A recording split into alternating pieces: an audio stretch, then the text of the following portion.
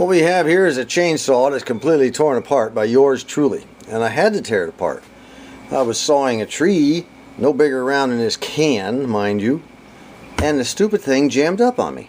It just jammed up and wouldn't turn at all. I couldn't get this thing to turn. The clutch mechanism would not turn. I couldn't believe it, so I had to tear the whole thing apart to break it loose. And now I'm putting it back together. I'm not exactly certain I remember how to put it together because it's been a while since I torn it apart. You know, I just kind of laid it around the table and forgot it for a couple weeks. Dumb! Oh boy, this ought to be fun. You know, I'm sick of Craftsman chainsaws. You know, I can't get one to run and operate for more than, you know, maybe 2 years at the most. And that's just with, you know, moderate tree cutting. I don't do any heavy cutting. And when I can't even cut a tree down this big around without the saw jamming up, I keep it clean, I keep the oil gas mixture right, I change the spark plugs as needed, I don't get a lot of crud buildup on it, and still these Craftsmen just will not continue to run. I don't know what the problem is. Anyway, I'm getting to the point now where I'm ready to buy a steel saw and get to cutting. Well, I got everything on except for the chain brake, and I know that chain brake ring has to be expanded to fit over the clutch, and in order to expand, the spring has to be pushed to the rear. So apparently I took it off wrong, and now I'm paying the price for that.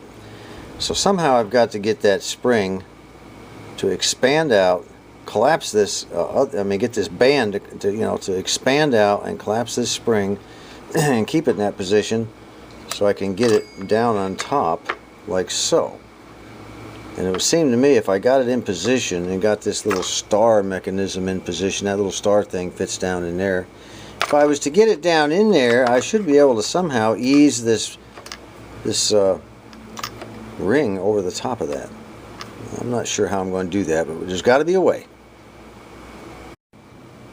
Well, it's pretty clear I did not remove the chain brake properly.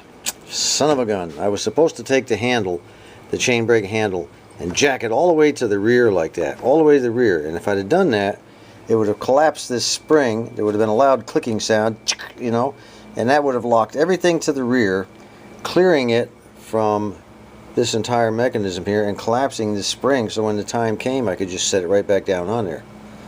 Well, I didn't do that. Live and learn, you know. So what do we do now? Well, what we do is I got to figure out a way to collapse this spring, and that's a really tough spring, to get this chain brake to come back. Of course I could always just eliminate the whole thing, but I don't want to do that. Well, I'm still wrestling with this thing. Boy, I'll tell you what, it's been a struggle. But I think I've maybe figured out what's supposed to happen here. When the spring goes back, which is very difficult to get to go back, this thing here will bend like so, just like so, and it will go up into this area right here and lock in. And when that locks in, that holds the spring back. So my job is to get this straight back area up into there, I think. After using immense brain power and huge muscular ability, I was able to get that thing up in there just like I said. And the hole is now lined up. Now comes the fun part. I'll tell you what, I will never take another one of these things off again. Not without jacking the chain brake all the way back. But anyway, I got the hole lined up and everything seems to be in place. Now if I can just get it up on there without the whole thing falling apart in my hands. Let me see what I can do. Well, still no cigar. I can't believe it. I got it all on there and it wouldn't go all the way down against the base of the chainsaw. So I'm still thinking that the back of this thing has to slip up into here. However, once I get the hole here lined up with this hole here, what I should probably do is take this pin that I put in here, probably prematurely. I should probably run it down through this hole and into that hole down there to hold it all in place, and then just flip it over and run the other side of this down in that hole. Yeah, I'm beginning to run out of options here, guys. It's better work.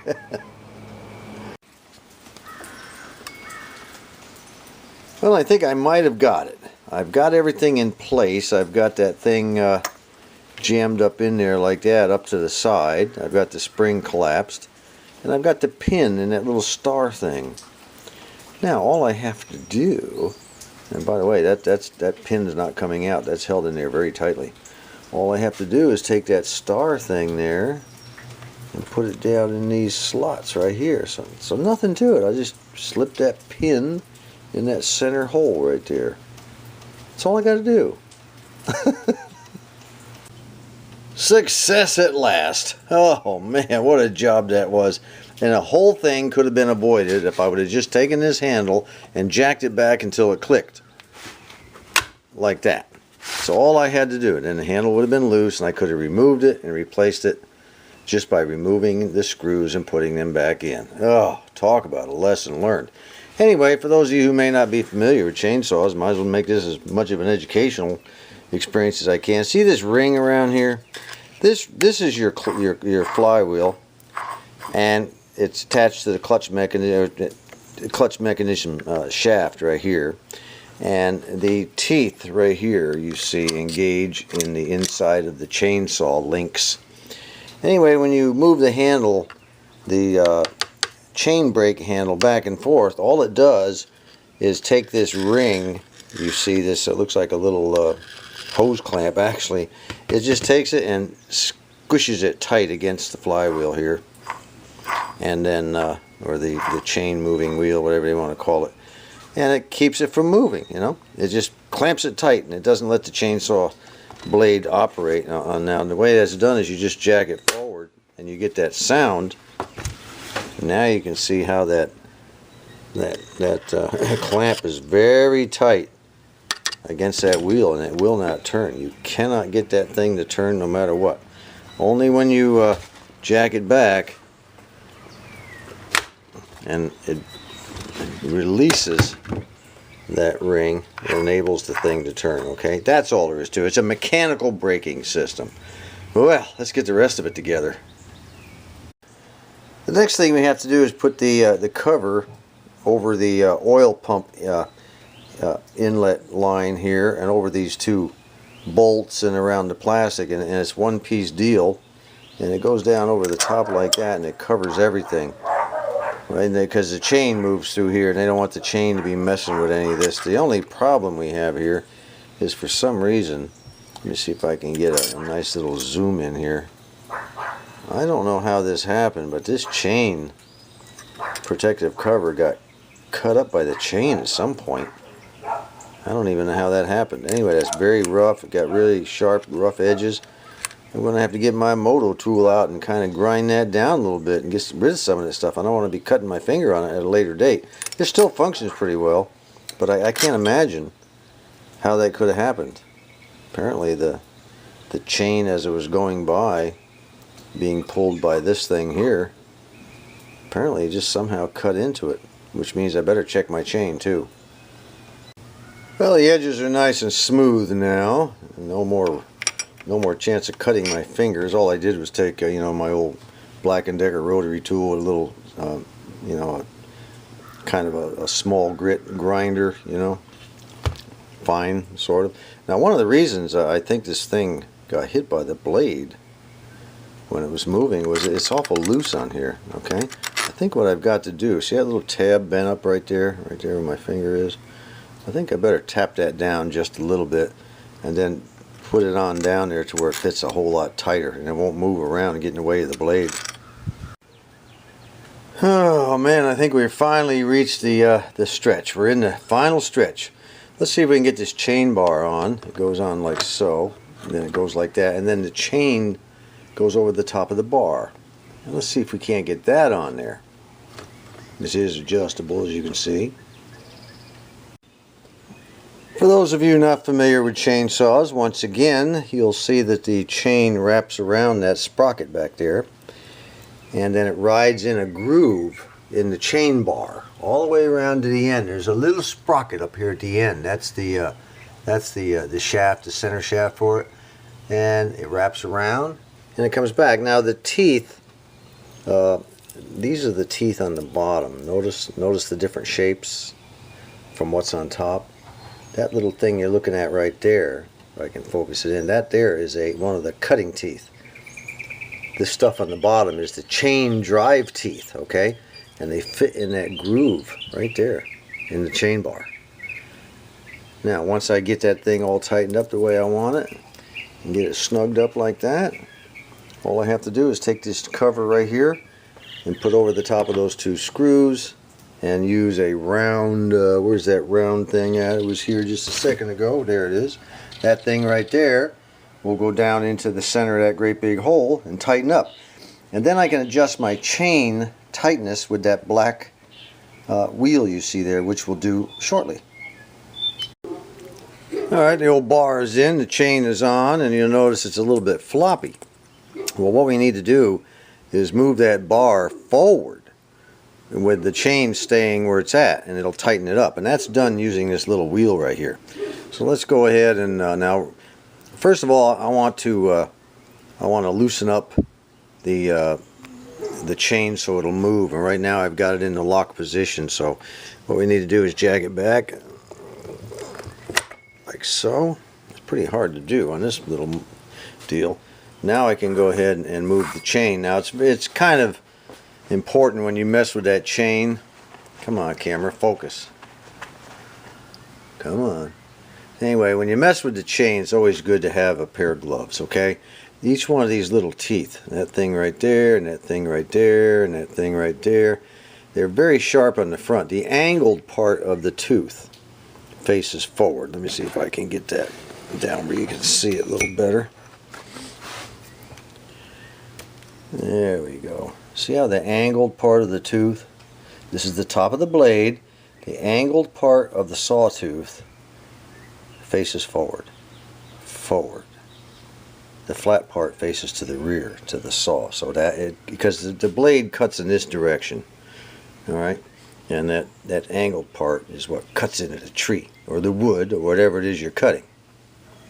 So let's go ahead and adjust this. Let me go ahead and see if I can't adjust this screw out a little bit.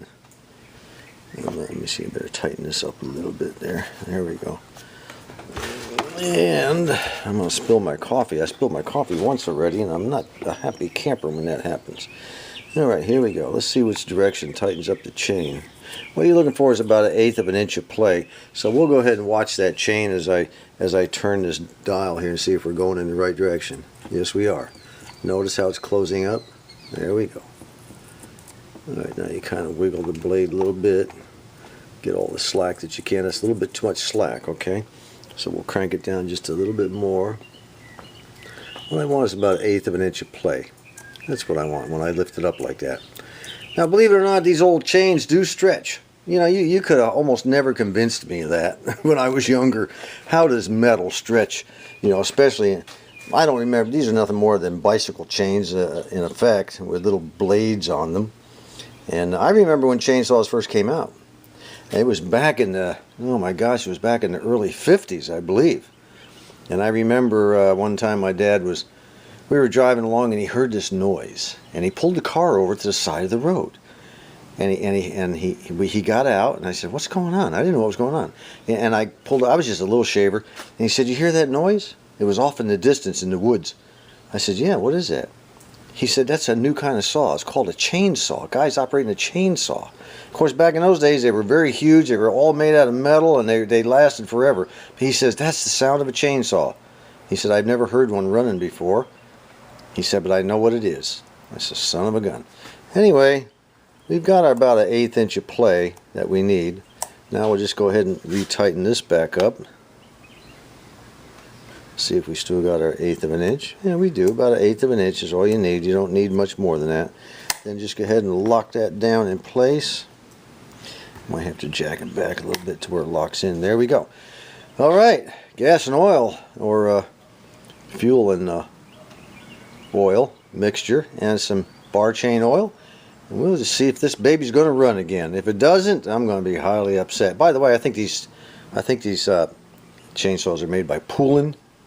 And it's interesting, there's a little note over here that says, just kind of stuff irritates me to no end. Let me see if I can focus in on it here. It says, assembled in the United States of U.S. and foreign components. Oh, we assembled it here. How sweet. I can't tell you how that irritates me.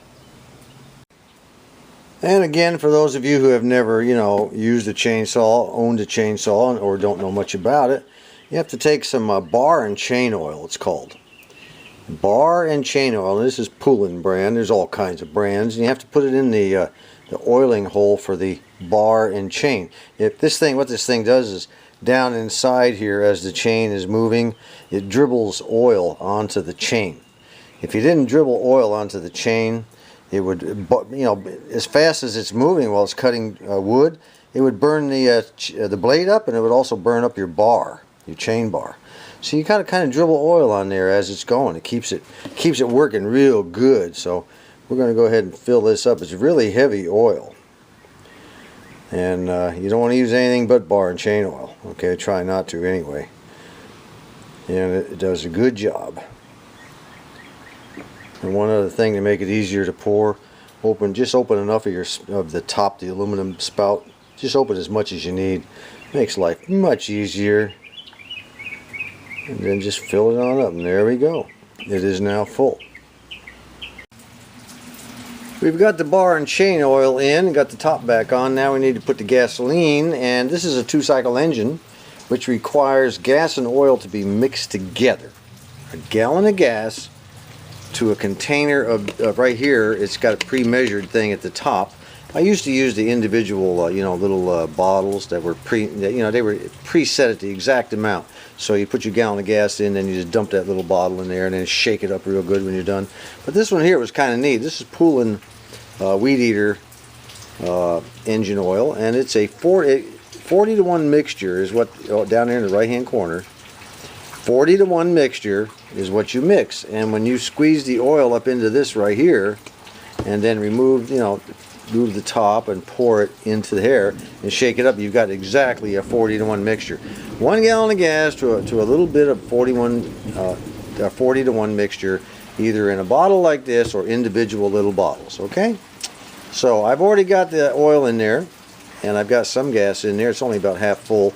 You don't, of course, if you're only using a half a gallon, you don't pour the entire amount in there. If you use a half a gallon, you use half the amount of oil. Just common sense, folks.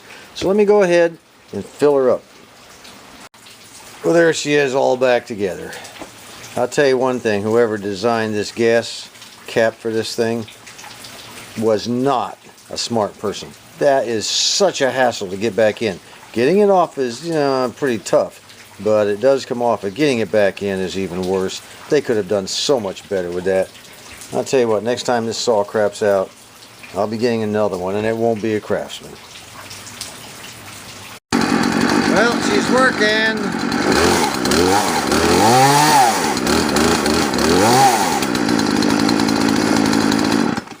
All right, success at last. At least she's not frozen up anymore. Well, if you've never seen a chainsaw, never worked on one, never handled one, didn't know much about it, hopefully you learned a little bit today. Until next time, this is John.